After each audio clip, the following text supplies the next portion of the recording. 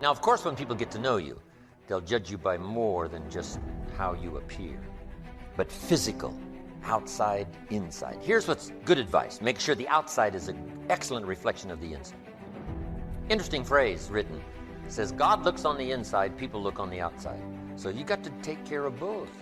The inside for God and the outside for people. What's the old phrase? You never have a second chance to make a first impression. So the outside appearance is also valuable as well as the inside figure of vitality. Somebody says, well, people shouldn't judge you by your appearance. Let me give you a clue. They do. Take care of both. Here's another one. I had to work on being late. For the people that are always late, what do they care? They're not there when you get there. It doesn't matter, but if you truly want to make progress, not alienate, right, in the marketplace, here's what's acceptable to everybody. Being on time. Only 5% of people have goals, so the key starting point. With regard to clarity is to know where it is you're going and what it is you want to be and what it is you want to have and what it is you want to do. The second key with regard to clarity is decisiveness. Be decisive. I've never met a successful person who is indecisive. And I've never met a failure who is decisive. Be decisive. Develop the characteristic and quality of decisiveness. We know that the reason why we are indecisive is because we're afraid of making a mistake. But the terrible thing is that the way that we think becomes a habit, and the habit of indecisiveness can condemn us to failure. We can be talented and intelligent and ambitious, but if we cannot make the hard decisions in our life, and if we cannot make decisions readily, then what happens is we always have to work for people who do make decisions readily. Now here's what's important. A proper menu for the mind to make sure that it's got a wide range of nourishment, because the mind needs the full education. Now that starts to develop the foundation for what we call a good life, a productive life, a fulfilled life. And we need this mental input. 2 days is a little staggering in terms of sort of a crash program. And you couldn't do it every week, a couple of days every week. That would be too much. But a couple of days to just really concentrate for a while.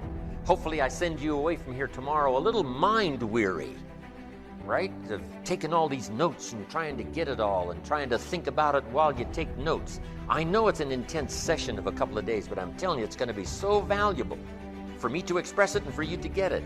Because then you just load up your wagon full of stuff here. Mental wagon to take it home and sort it out and decide what's valuable to try today, some that you're going to think about a little bit later, but now at least you've got it, you've got it, you've got it. 80% of decisions should be made the first time they come up. And if you make decisions every single time they come up, sooner or later you will develop the habit of decisiveness. You'll be very clear about what it is you want, and it's easy to make decisions if you know what it is you want to accomplish. And the difference between successes and failures is not that successful people make right decisions, it is that successful people make their decisions right. The third point under clarity is to have a vision for yourself and a vision for your life. The key to having a vision is to have a dream. They say in the song, you've got to have a dream if you want to make a dream come true.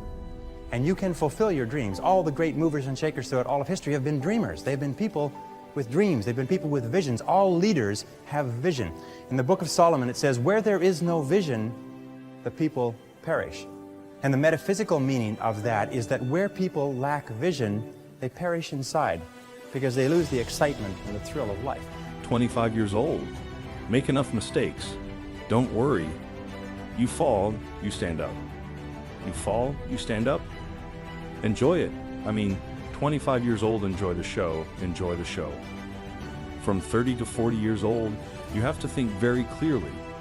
Were you working for yourself if you really want to be entrepreneur? So 40 to 50, think about how can you focus on things that you are good at. But when you are 50 to 60 years old, work for the young people, because young people can do better than you. So rely on them, invest on them, making sure they're good. To get the most out of the 2 days, here's number one. Everybody would agree on number one. Be thankful for what you already have. Here's the next one. Be eager to learn. I know all of you already know a lot, but be eager to learn the rest.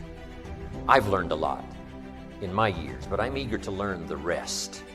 Now I'm trying to capsulize my learning. I'm trying to accelerate my learning. right? Because I don't have a couple hundred years left. So I've got to accelerate my learning curve, especially in the next 4, 5, 6, 8, 10 years.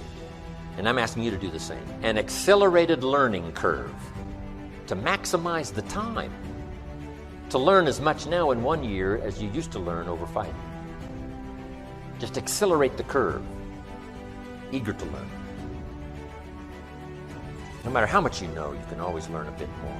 Improve your life, sometimes to a startling degree. It was exciting when you win, it's exciting when you lose, because the process should be exactly the same. Whether you win or you lose, as you go back and you look and you find things that you could have done better, you find things that you've done well that worked. You figure out, how did they work, why did they work, how can you make them work again? It's time to pull that energy from fear, doubt, anxiety out of competition and comparison. If you're going to get it done, I need you to listen and focus. The people that are living their dream of finding winners to attach themselves to the people that are living their dreams of a people that know that if it's going to happen, it's up to them. And they're resolving within themselves, it's not over until I win. Now, fear and courage tend to be habits. That if you are afraid and you give in to the fear and you back away, it becomes a habit to back away whenever you're afraid or unsure. If you're afraid and you force yourself to confront the fear, it becomes a habit to confront the fear whenever you find something that you're afraid of. And you'll find that most fears disappear when you confront them. Dare to go forward in your life. Dare to go forward in the direction of fulfilling your potential. When I was, many years ago, I was a karate student. I was also a karate instructor, and I competed in 3 international championships. And one of the things that I learned from my best karate instructors, and I studied under 6 world champions, is they told me that when you fight, always move forward. Even if you're only moving forward half an inch at a time, just always move forward. He said, when you're moving forward, 100% of your attention is forward. But if you're moving backward, even a half an inch at a time, half of your attention is always behind you and where you're going. So always move forward. So here's what we teach kids. The best is discipline of your resources. So here's what we teach kids. Do what you have to as quick as you can so you can do what you want to as long as you can. Do what you have to. Save your money. Invest your money. Do what you have to. Conserve your resources. Exercise the discipline now, because then that later leads to many years of self-satisfaction. So that's what education is all about. To turn around what seems to be our best interest and say, no, now I understand that isn't what's best. You got a toothache. You got a cavity in your tooth. What seems to be best is just to neglect and say, oh well.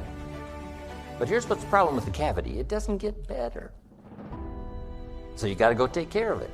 And the dentist says what? You can take care of it now, it only costs this much. Later, it costs this much. So you can pay me now or pay me later. You say, hey, in my own best interest, what?